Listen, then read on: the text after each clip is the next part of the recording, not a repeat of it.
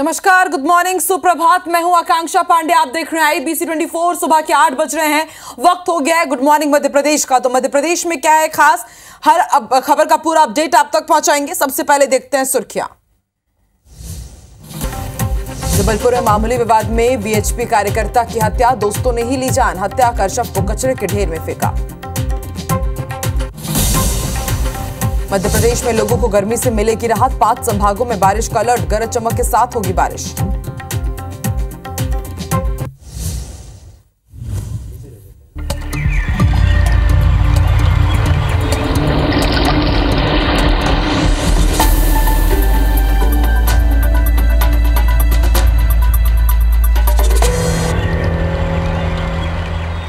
अगर आप भी चार्जिंग पर मोबाइल लगाकर फोन चलाते हैं तो सावधान हो जाइए। इंदौर में इसी कारण एक मोबाइल ब्लास्ट हुआ और एक नाबालिग की मौत हो गई। घटना सावेर के गढ़ी गांव की है।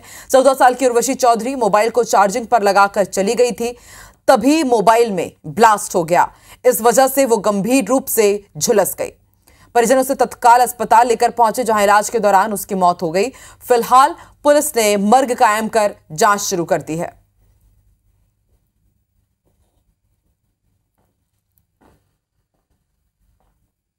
बालिका की मर्ग की सूचना आई थी, तो उसमें जानकारी ली।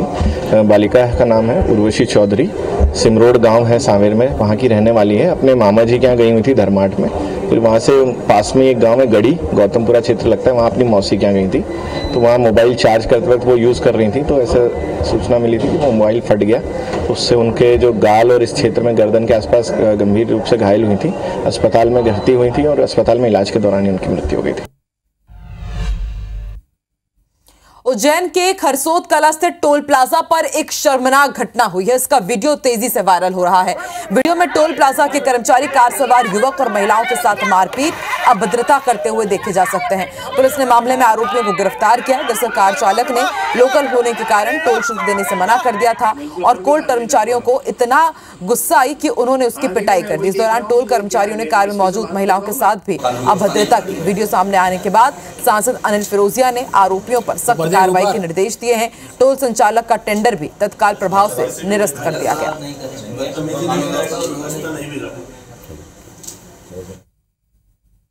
जब ये वीडियो आया कि महिला और बच्चों को टोल पे मार रहे हैं और उनकी गाड़ियों को भी कांच फोड़ा और बेटी को उठा के फेंक दिया, उसको गाड़ी से खींच लिया, तो ये वास्तव में बड़ी दुख की घटना है। एसपी ने तुरंत उनके ऊपर कार्रवाई करके गिरफ्तार भी करवाया है और मैंने NH के जो RO हैं और उप प्रबंधक है उनको भी बुलाया कि इनका टेंडर निरस्त किया जाए। मध्य प्रदेश के अनूपपुर, इंदौर समेत 5 जिलों में फर्जी बैंकिंग कंपनी का खुलासा हुआ है। पुलिस ने 2 आरोपियों को FD और लोन के कई दस्तावेज, स्मार्टफोन, 5 लैपटॉप, 2 प्रिंटर और चेकबुक के साथ गिरफ्तार किया। आरोपियों ने स्टेट बैंक ऑफ मॉरिशस के फर्जी दस्तावेज दिखाकर 81 लोगों से 1 करोड़ 51 लाख रुपए की धोखाधड़ी की है। अनूपपुर में पुलिस ने आरोपियों को ऑफिस खोलने के लिए मकान देने वाले मकान मालिक पर भी केस दर्ज किया है। IDCS इंडिया नाम के बैंक का कार्यालय खोलकर MP के 5 डिस्ट्रिक्ट्स में इन्होंने घोटाला किया है, जिसमें लगभग 82 पीपल के द्वारा इनके यहाँ फिक्स डिपॉजिट कराया गया। 2 आरोपी पकड़े गए, एक मुख्य सरगना योगेश श्रीवास, साथ ही साथ इनका ब्रांच मैनेजर। इन 2 आरोपियों को अभी अरेस्ट किया गया है। और अब आपको मध्य प्रदेश का वेदर अपडेट देते हैं। मध्य प्रदेश में लोगों को गर्मी से राहत मिलेगी। 5 संभागों में बारिश का अलर्ट जारी किया गया है। जानकारी के मुताबिक गरज चमक के साथ कई जिलों में बारिश होगी। अरब सागर की नमी ने प्रदेश में मौसम बदल दिया है। मध्य प्रदेश के कई शहरों में फिलहाल जो पारा है 40 के पार चल रहा है। दमोह में 40.2 डिग्री सेल्सियस, तो वहीं सागर में 40 डिग्री पारा दर्ज किया गया है। लेकिन अब बहुत ही जल्द पारे में गिरावट दर्ज की जा सकती है। कल भी मध्य प्रदेश के कई जिलों में गरज चमक के साथ बारिश हुई है और आने वाले 4 दिनों तक मौसम में तेजी से बदलाव देखने को मिलेगा।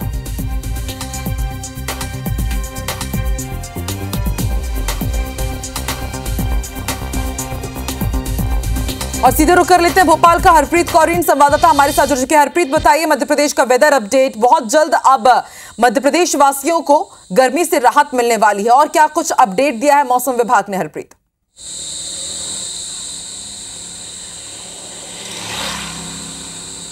बिल्कुल, देखिए मई के 10 दिन राहत भरे मध्य प्रदेश के लोगों के लिए रहे। और अगले 24 घंटे की अगर वेदर रिपोर्ट देखी जाए तो प्रदेश के 5 बड़े संभागों में एक बार फिर बारिश की संभावना मौसम विभाग ने जताई है। लेकिन ये राहत अब खत्म होने वाली है। अगले 24 घंटों के बाद पूरे प्रदेश में तेज गर्मी का असर नजर आने वाला है। मौसम विभाग ने पहले ही संभावना जताई थी कि मई महीने का जो पहला हफ्ता है वो मध्य प्रदेश के लोगों के लिए राहत भरा रह सकता है, क्योंकि लगभग हर जिले में तेज आंधी, ओले और बारिश की संभावना जताई थी और ये बारिश हुई भी है।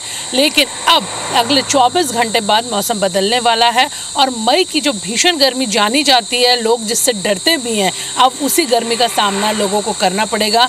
अभी तक अगर बड़े 5 शहरों की बात की जाए, राजधानी भोपाल समेत ग्वालियर, इंदौर, जबलपुर या अन्य जो शहर हैं, ग्वालियर, इनका जो तापमान है वो 40 डिग्री तक रहा है। लेकिन अब ये पारा 45 डिग्री को पार कर सकता है। यानी राहत अब जो मौसम की तरफ से लोगों को मिली थी वो खत्म होने वाली है। लेकिन फिलहाल अगले 24 घंटे जो मौसम विभाग ने बताया कि बड़े संभाग जिसमें ग्वालियर, भोपाल, जबलपुर, इंदौर है, यहाँ पर बारिश हो सकती है, तेज आंधी चल सकती है और ओले भी कहीं कहीं गिरने की संभावना है। जी ठीक है हरप्रीत, शुक्रिया पूरी जानकारी के लिए। जो भी आगे वेदर अपडेट होगा वो आपसे लेते रहेंगे। फिलहाल शुक्रिया। इधर जबलपुर के एक व्यापारी ने अपनी आधी कमाई भारतीय सेना को देने का ऐलान किया है। बैनर में उन्होंने लिखा है कि हमारी दुकान से जो सामान खरीदेगा उस बिक्री से जो भी लाभ मिलेगा उसका आधा हिस्सा भारतीय सेना को समर्पित किया जाएगा। व्यापारी ने पहलगाम अटैक के बाद ये बैनर लगाया था और व्यापारी ने आधा हिस्सा यानी कि 10,000 की राशि भारतीय सेना को भेजी भी। व्यापारी ने बाकी तमाम व्यापारियों से भी अपील की कि नेशनल डिफेंस फंड में कुछ ना कुछ राशि जरूर डोनेट की जाए ताकि हमारी सेना के हाथ मजबूत हो सके। जाहिर है अगर व्यापारी जैसी सोच देश के सभी लोगों में होगी तो हमारी सेना के पास इतना फंड होगा कि हम सेना को तकनीकी रूप से सक्षम बनता देखेंगे। वहीं सैन्य ताकत में हम अमेरिका और रूस से भी आगे हो पाएंगे। एनडीएफ जो होता है, नेशनल डिफेंस फंड जो होता है, उसमें मैंने अपनी जो मेरी बिक्री का, मेरी दुकान की बिक्री का जो लाभ हुआ है उसका 50% मैं उस फंड में समर्पित करता हूँ भारतीय सेना के लिए। और मैं एक व्यापारी होने के नाते सभी व्यापारीगण और भी जो नागरिक हैं भारतीयों के, उनसे भी ये आशा करता हूँ कि वो भी अपना जो कुछ बन सके जैसा समर्पित करने की कोशिश करें। पाकिस्तान की ओर से सीज फायर का उल्लंघन करने पर गुना के रिटायर्ड कर्नल भानु प्रताप सिंह ने कहा है कि पाकिस्तान और जितने भी इस्लामिक देश हैं वो चाहते हैं कि दुनिया में इस्लाम के अलावा कोई धर्म ना रहे। इसे लेकर वो अपना साम्राज्य बढ़ाना चाहते हैं। ये उनकी एक सोची समझी रणनीति है। वहीं पाकिस्तान को मुंहतोड़ जवाब देने पर उन्होंने पीएम मोदी की जमकर तारीफ की।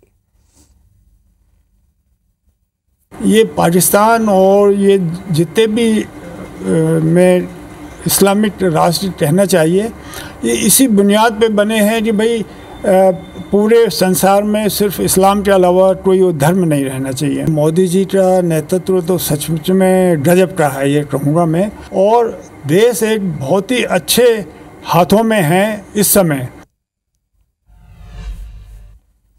जबलपुर में नर्मदा नदी के घाटों को अयोध्या के सरयू तट की तरह विकसित करने की कवायद तेज हो गई है। प्रदेश के पीडब्ल्यूडी मंत्री राकेश सिंह ने इस प्रोजेक्ट को लेकर हाल ही में अयोध्या का दौरा किया था और विभाग के अधिकारियों और कंसल्टेंसी एजेंसी के साथ उन्होंने जबलपुर के गौरी घाट का निरीक्षण किया।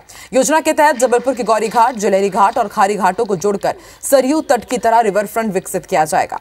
इसमें घाटों पर 3 फ्लोटिंग डेक लगाए जाएंगे, 2 नाव टर्मिनल भी बनाए जाएंगे। इस योजना में नर्मदा नदी के घाटों को धार्मिक, सांस्कृतिक और पर्यटक सुविधाओं के आदर्श मॉडल के रूप में विकसित किया जाएगा।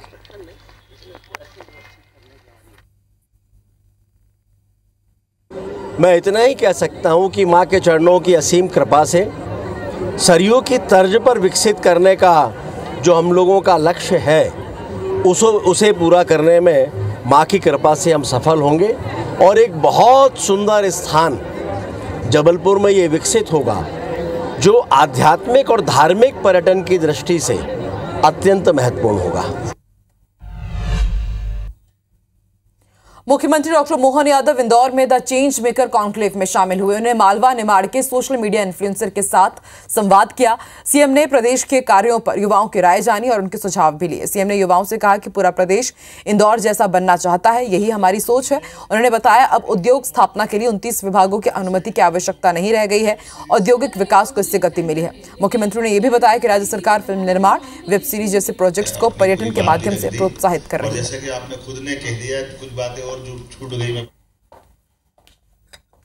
युवा हमारी सरकार की बारीकियों को, नीतियों को बारीकी से देख भी रहे हैं, उसमें सुझाव भी दे रहे हैं। इस प्रकार से ध्यान देना चाहिए।